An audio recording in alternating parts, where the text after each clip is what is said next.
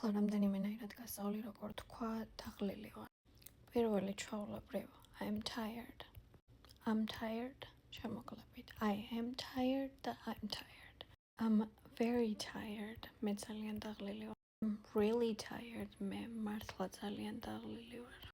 I'm exhausted. Exhausted ნიშნავს ძალიან გადაღლილს, ძალიან აღმატებით ფორმას. I'm so tired. ისე ვარ დაღლილი. I'm kinda tired. I'm kinda tired. ანუ I'm kind of tired. ეს შემოკლებითი ვერსია და ნიშნავს მე ცოტათი დაღლილი ვარ. ასევე I'm a bit tired ნიშნავს ცოტათი დაღლილი ვარ.